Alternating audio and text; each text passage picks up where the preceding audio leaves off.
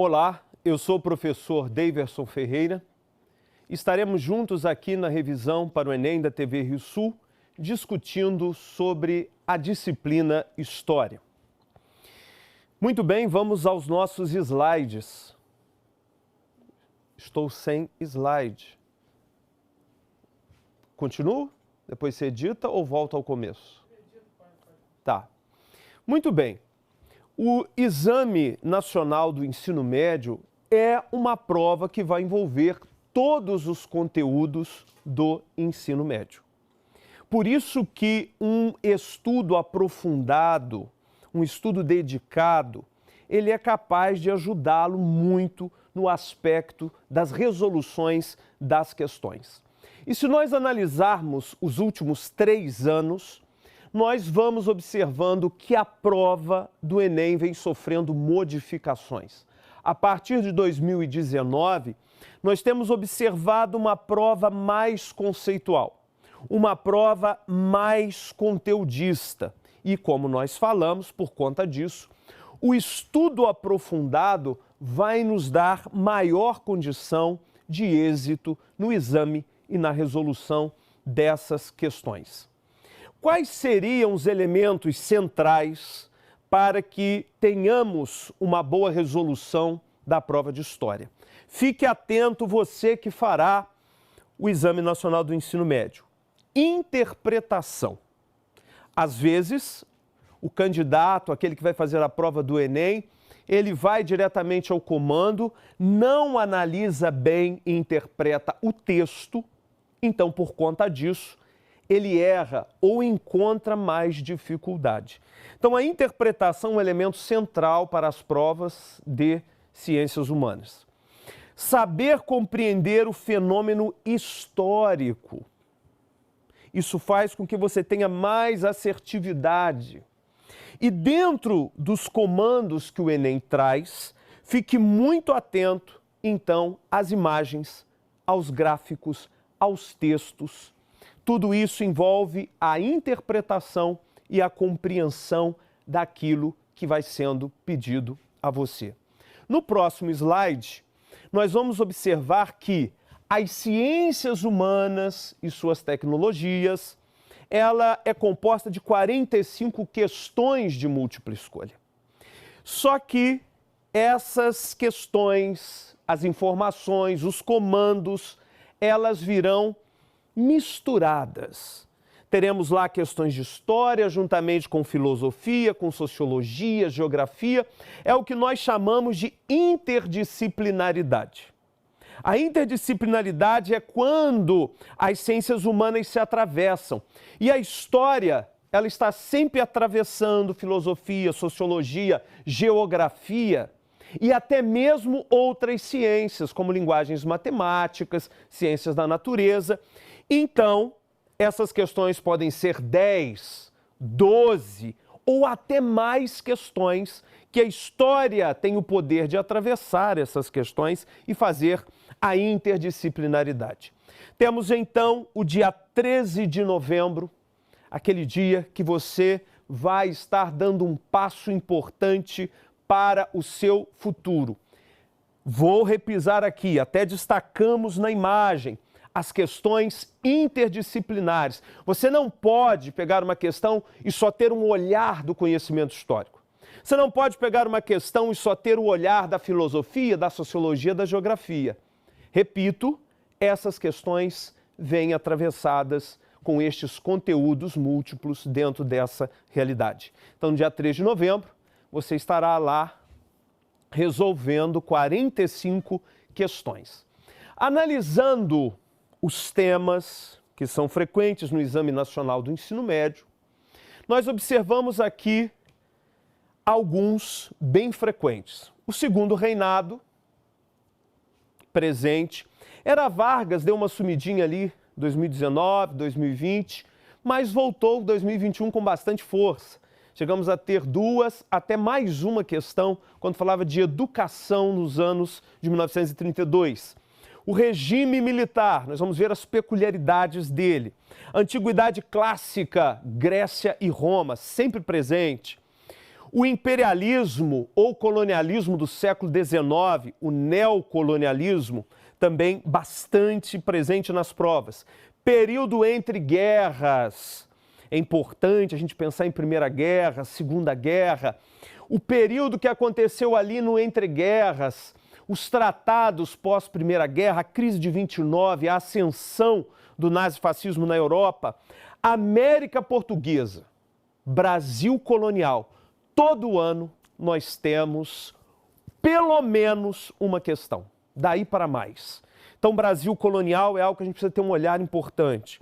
E a nossa grande aposta para o Enem 2022, que é a independência do Brasil, que está completando 200 anos. Então, é uma grande aposta para você que fará o Exame Nacional do Ensino Médio, especialmente as questões de ciências humanas. E a República das Oligarquias. Mas pode surgir a pergunta, professor, em segundo reinado, são 49 anos, 4 meses e 3 dias de governo, quase 50 anos. O que a gente precisa olhar? Segundo reinado, é interessante você ficar atento ao cenário político. Os partidos desse período, Partido Liberal, o Partido Conservador, que, segundo os jornais da época, o próprio jornalista Aristides Lobo falava farinha do mesmo saco. Por quê? O que a prova vem cobrando a você? Não obstante ser um partido liberal, um conservador, um que defende a descentralização, outro que defende a centralização do poder político, eles defendiam a monarquia, eles defendiam a questão do poder na mão de umas elites, uma aristocracia, e eles também defendiam o escravismo. Por isso que são farinhas do mesmo saco, questão que aparece em prova. Fique atento ao parlamentarismo às avessas, no campo político também do segundo reinado. No campo econômico, não se esqueça do café. É o período do chamado Rei Negro. A economia do segundo reinado, ela vai ser regida pelo café, que começa no sul fluminense, vai depois para o oeste paulista, depois vai para o Paraná e também Minas Gerais. No campo da sociedade, e aí uma questão importante para a sua prova de história, saiba identificar elementos políticos, econômicos, sociais, culturais e religiosos. Por exemplo, no segundo reinado, elemento social. Você tem a vinda do imigrante para o Brasil. É o século XIX, os anos de 1850, leis que estão limitando o comércio de escravizados. Então, nós teremos a vinda do imigrante, porque também está tendo na Europa uma teoria, a teoria do branqueamento. Gobineau, Francis Galton, estão defendendo a superioridade da etnia branca. Então, o Brasil tinha dentro da sua elite intelectual a ideia de que o Brasil só vai evoluir, crescer, se ele branqueasse.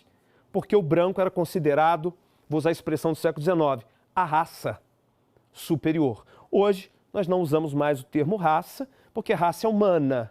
Nós vamos falar etnia. A questão raça fica interessante dentro do cenário das ciências da natureza como biologia. Era Vargas, ficou um pouco sumido, não é? Mas veio com bastante força, pode se repetir esse ano para você.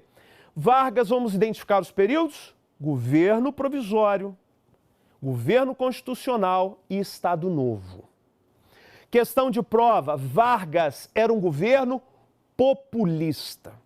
De 1930 a 1945, que foi o período varguista, Vargas foi extremamente populista, cedendo direitos, concedendo benefícios a vários ramos da sociedade. Exemplo, classe operária, ele não quis mais combater, ele deu direitos. Deu educação, ensino primário obrigatório, gratuito, para agradar as elites urbanas, os grupos urbanos, e criou uma política de compra, salvação do café, trazendo uma repaginação do convênio de Taubaté e que vai agradar os latifundiários do café. Então, Vargas é um populista, cai bastante na sua prova. Segundo ponto, questão muito forte para o Enem, a mulher. A mulher só votou no Brasil a partir de 1933, com o Código Eleitoral e a Constituição de 1934. Para a história foi ontem. E esse fato de não dar voz política à mulher é um elemento que hoje também se apresenta como algo que alimenta ainda essa luta por direitos que as mulheres realizam tão bem.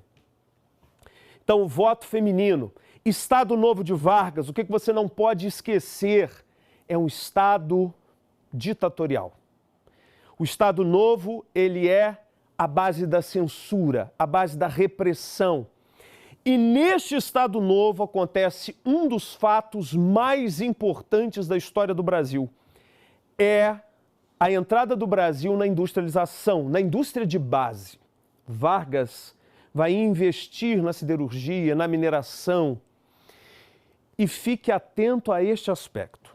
Pode cair para você na prova. Qual é o nome desse processo que a industrialização está sendo regida por um governo ditatorial? Um governo extremamente aguerrido de não permitir os direitos de uma sociedade. É a chamada modernização conservadora. Essa modernização, industrialização conservadora acontece onde? No governo Vargas. Examinando as últimas edições do Enem, regime militar aparece, mas aí você tem que ficar atento a dois aspectos. Não a profundidade do fenômeno, chegar a detalhes, os atos institucionais, não. Agora, a prova, pelo menos nesses últimos 3 anos, vem falando, por exemplo, de movimentos sociais dos anos de 1960. Movimento que está acontecendo no mundo e tem ecos no Brasil. Movimento feminista, movimento negro, movimento estudantil, movimento hippie, movimento pelos direitos de gênero. Isso está acontecendo, é o pano de fundo. Está acontecendo nos Estados Unidos, Europa. E está também motivando movimentos dos anos 60 aqui no Brasil. Isso até caiu em edições recentes. E fique atento ao milagre econômico.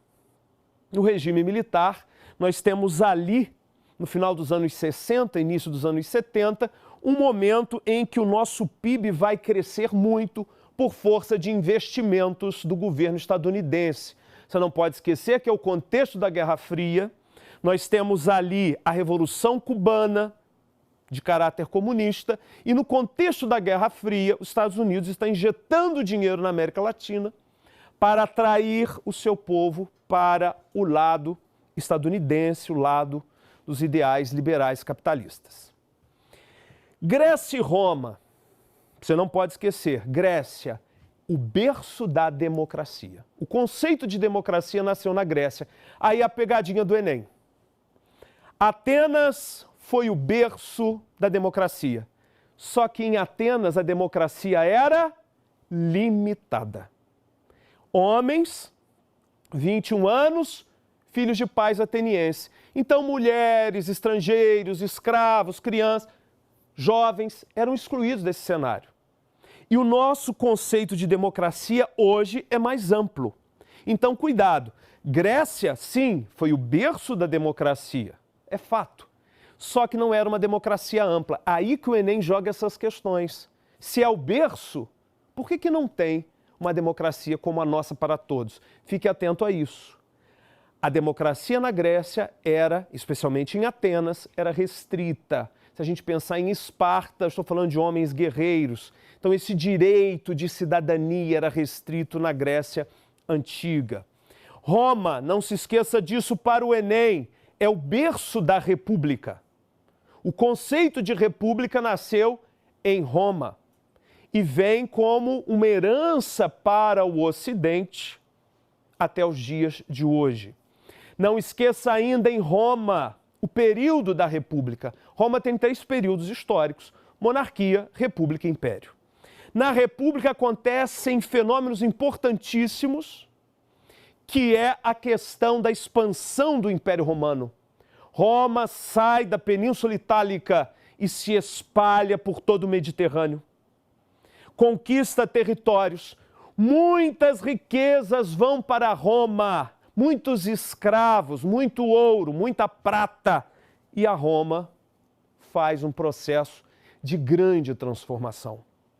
Período republicano, onde nós teremos também aquela luta entre plebeus e patrícios em busca de direitos. Algo também importante para a sua prova.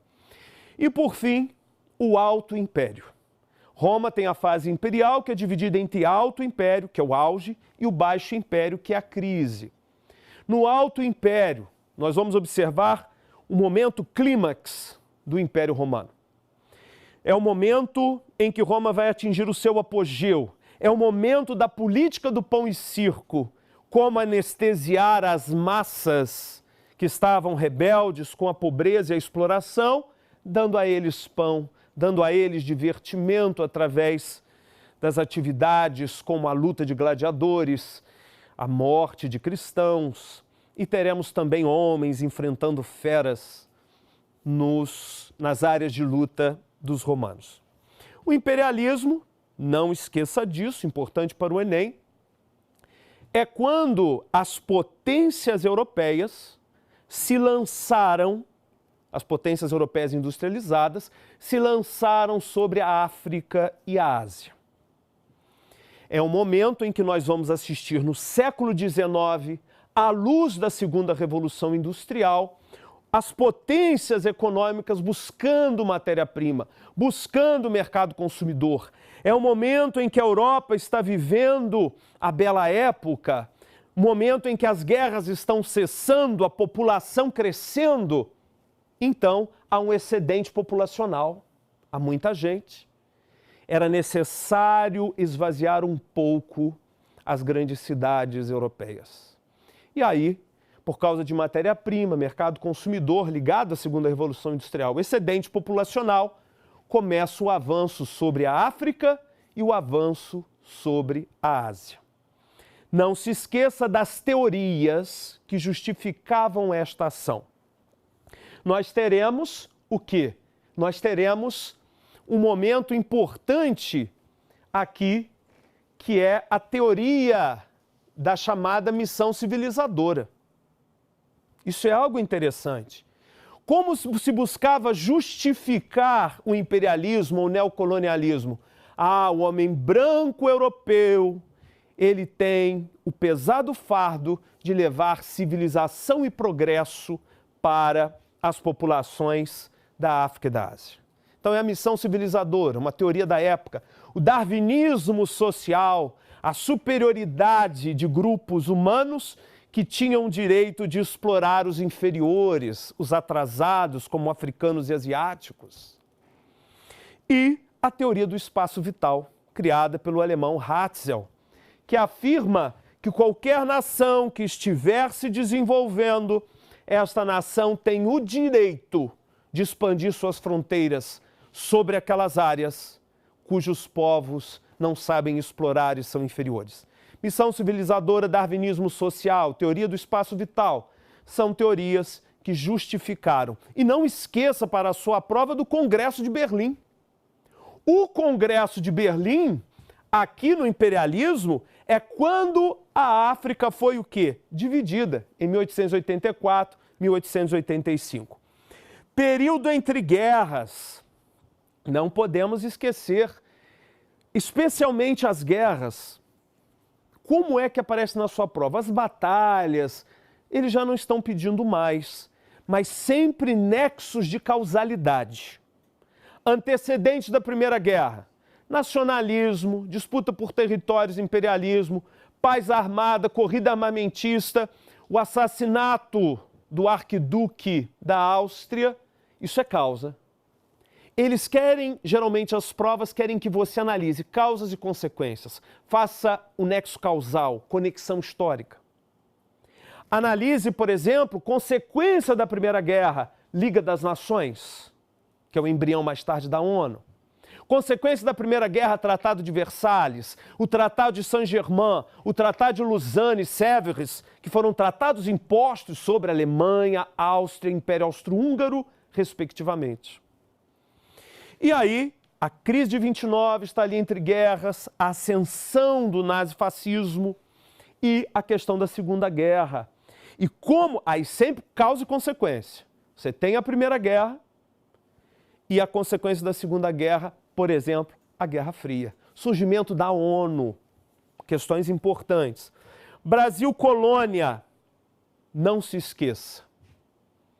Questão que envolve indígenas. Sempre cai. Esses primeiros contatos do português com os chamados povos originários. O termo índio já está caindo em desuso, porque é uma visão eurocêntrica. Quem deu o nome de índio? Foi o europeu que aqui chegou, porque o europeu achava que estava chegando onde? A Índia. E indígena também não nos diz muita coisa, porque quem nasce dentro do Brasil é indígena. Quem nasce dentro da Rússia é indígena. In é dentro, genus nascido. Também não nos diz muita coisa. Qual é o correto? Povos nativos ou povos originários. É o termo mais adequado hoje. E pode cair na sua prova para ver se você está atualizado dentro dessa terminologia que vem crescendo no campo da pesquisa sobre povos nativos do Brasil, povos nativos da América. O primeiro contato, não se esqueça disso, foi um contato amistoso. Tanto é que os portugueses faziam com os indígenas o escambo. Escambo é a troca de um produto pelo outro. Fique atento a este conceito, escambo. Os portugueses davam aquilo que os indígenas queriam, por exemplo, armas, e os indígenas davam pau-brasil. Então, o primeiro momento foi um momento o quê? Foi um momento amistoso. Mas depois começou o processo de escravização indígena. Nós não podemos esquecer disso. Só para você ter uma ideia, quando os portugueses chegaram aqui, éramos algo em torno de 10 milhões de indígenas. 10 milhões de nativos. 500 anos depois, hoje, somos 900 mil indivíduos. Aí você vê a questão do genocídio indígena, a questão das doenças, cujos indígenas não tinham resistência, as armas de fogo, os conflitos, porque os portugueses, os europeus de modo geral, não tinham um número para lutar. Então colocavam uma tribo contra outra. Colocavam pessoas doentes em contato com as tribos para que a varíola, o sarampo, a gripe europeia pudesse dizimar aqueles indígenas, porque eles não tinham os anticorpos para essas doenças que o europeu conseguiu em contato com o gado, em contato com os porcos. E aqui não tínhamos esses animais. Então essa questão indígena é importante. Um bizu importante para você, o papel do jesuíta. Pode cair esse ano. A gente acha que a colonização só tem um viés político, que é o empoderamento do governo português, o viés econômico, extrair riquezas da colônia, mas existe o viés religioso. O português também tinha, com a mesma dimensão e força, o ideal de levar a mensagem cristã através dos jesuítas aos povos da América. Então, há uma possibilidade grande de aparecer questões envolvendo análise da catequização dos jesuítas, a ação deles na colonização, porque muitas ações portuguesas eram justificadas com a fé. Fique atento a isso. Brasil colônia, questão indígena, o papel dos jesuítas. Não se esqueça da economia no Brasil colonial. Pau-Brasil, primeira atividade econômica. Temos lá a questão em torno da cana-de-açúcar, segundo momento. A sua prova às vezes cai até com cronologias. Primeiro pau-brasil, cana-de-açúcar, mineração. Fique atento a isso. E não podemos esquecer, melhor dizendo, da escravização africana. Os indígenas foram saindo do litoral. Os indígenas se revoltaram, tanto é que o sistema de capitanias não deu certo, porque os indígenas atacavam os engenhos.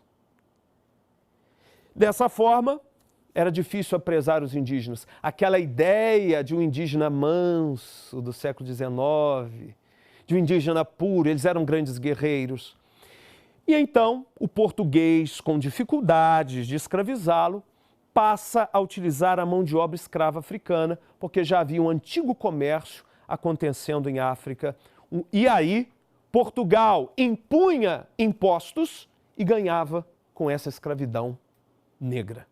Então vem a escravização africana, vem a cana-de-açúcar, e aí nós teremos um momento triste da história mundial, que é a chamada diáspora africana, quando os negros são escravizados para a América e também são escravizados para o Oriente Médio, o domínio árabe, e espalham a sua cultura pelo mundo. Isso é chamado diáspora negra, fique atento. E não esqueça da independência do Brasil, que é a nossa grande aposta. 200 anos, bicentenário da independência. Você precisa lembrar, vinda da família real, Dom João VI, ele preparou o caminho para a independência, criando os órgãos públicos, as instituições, os ministérios. E aí, com a Revolução do Porto, Dom João VI é forçado a voltar a Portugal. Seu filho fica aqui. E aí, graças à ação de José Bonifácio e outras figuras, Dom Pedro realiza a proclamação da República, ou melhor dizendo, a independência do Brasil. E depois nós teremos um segundo marco, que vai ser a nossa proclamação da República. Mas isso é lá no Império. Voltando ao processo de independência, Dom Pedro, então, promove a ruptura do Brasil com Portugal. Questão de prova. Muda alguma coisa? Muda na questão política? Muda na questão econômica e social? Não. Isso cai em prova. Se mantém uma estrutura escravista, agroexportadora, e se mantém uma estrutura, o poder na mão das elites. Então, questão de prova. A independência do Brasil gerou mudanças? Não, não gerou mudanças. Continuamos a ser uma elite escravocrata, uma economia voltada a fornecer ao mercado externo gêneros primários. Não muda. E na República das Oligarquias, o que você não pode esquecer? Que aconteceu lá de 1889, proclamação da República, 15 de novembro, até 1930. Isso é chamado todo o período da Primeira República. A República Oligárquica vai de 1894 até 1930. E ali nós temos o quê? A ascensão de São Paulo e Minas. Tem o maior poder político e econômico, por isso que é chamado República das Oligarquias. Onde São Paulo e Minas, que tem os maiores colégios eleitorais, e até hoje no Brasil é assim, e tem o poder econômico, vão controlar a política, a chamada política café com leite. E aí nós teremos aqui, nesse momento, a primeira Constituição da República. A Constituição de 1891, que derruba a Constituição do Império de 1824. E aí fique atento às Constituições, hein? Já que estamos falando dela. São 7. E quando você for estudar as Constituições, que caem muito no Exame Nacional do Ensino Médio, foque no aspecto eleitoral, nos seus estudos agora de reta final. Por exemplo, a de 1824, a Constituição que o rei tinha um poder moderador, era o voto censitário e indireto. Agora, com a Constituição da República, eu tenho que tipo de voto? Eu tenho um voto baseado na figura masculina, alfabetizada, com no mínimo 21 anos. Como a população alfabetizada nessa época correspondia a 9%, 8% da população, você tinha uma imensidão que não participava do cenário político. Eram homens alfabetizados com 21 anos. Mulheres, estava fora, mendigos, analfabetos. Então essas figuras, os praças e soldados, mendigos, mulheres, eles estavam fora do processo eleitoral. Então isso cai bastante para vocês. Fique atento às crises que o café sofre na República Oligárquica e um momento importante, que é a ascensão da borracha. O Brasil vai começar a exportar borracha em grande quantidade. Veremos aqui no próximo slide temas que merecem atenção sua nessa reta final. Olha Brasil República, caiu 16 vezes.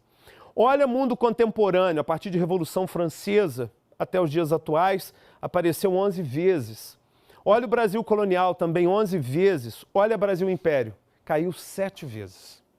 fique atento. Próximo slide, nós veremos dos últimos anos. Aqui, ó, questão indígena. Isso apareceu nos últimos 3 anos.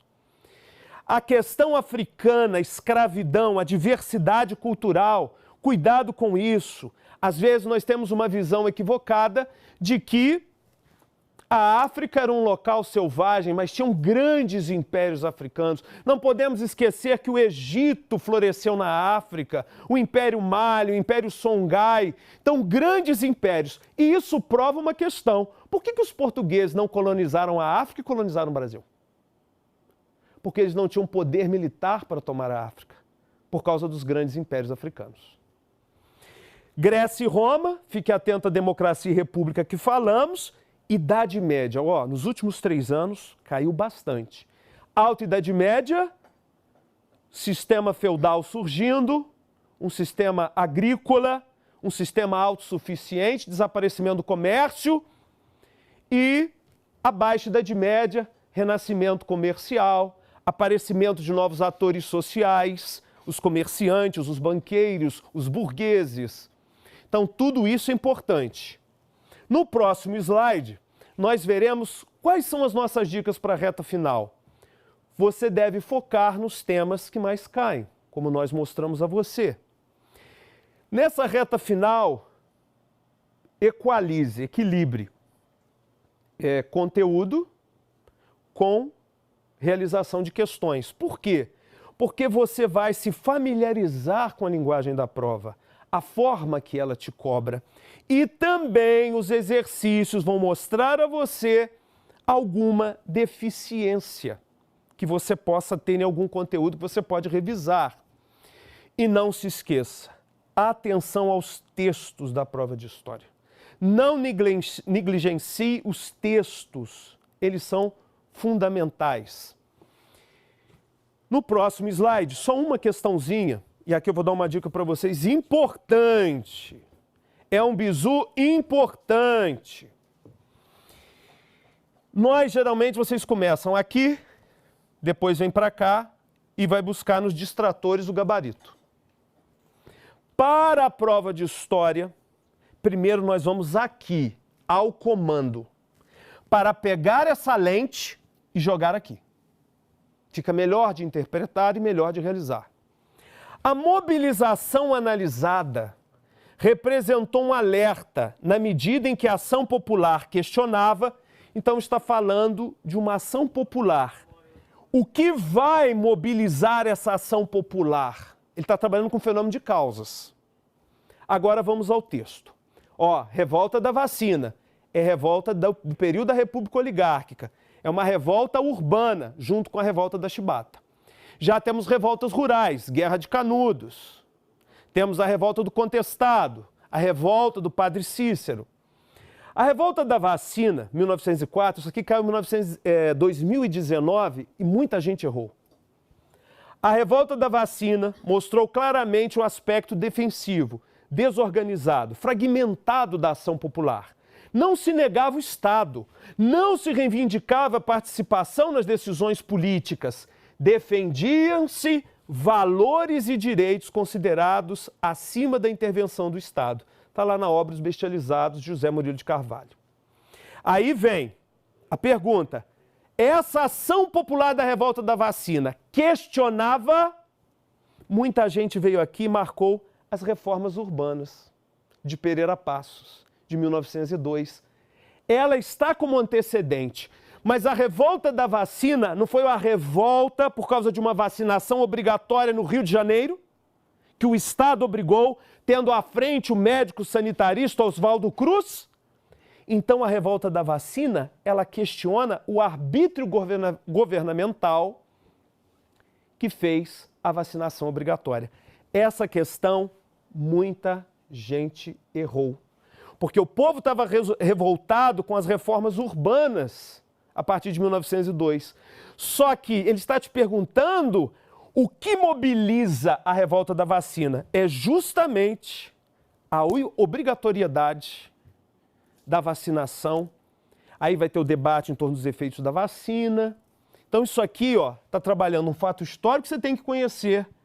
capacidade interpretativa do comando. Fique atento a isso. E como dica final para você, fique atento ao primeiro aspecto. O Enem é uma prova longa. Tem muito desgaste físico. Esteja descansado para a prova. Ela não é só uma prova intelectual, ela é uma prova física, porque ela é de muitas horas. Segundo ponto, sempre falo com os alunos, não confira gabarito em prova de 2 etapas. Se você escorregou no primeiro dia e você vai ver resolução de questão, você vai ver que escorregou em 1 ou 2 questões, isso vai atrapalhar seu desempenho na segunda etapa. Não confira resolução, gabarito de nada, só após a segunda etapa. E o terceiro ponto, mas não menos importante, comece pelas questões que você gosta, que você desenrola facilmente, porque aquilo vai te dar um gás emocional e você vai ter muito sucesso no seu Exame Nacional do Ensino Médio. TV Rio Sul, revisão para o Enem, junto com você.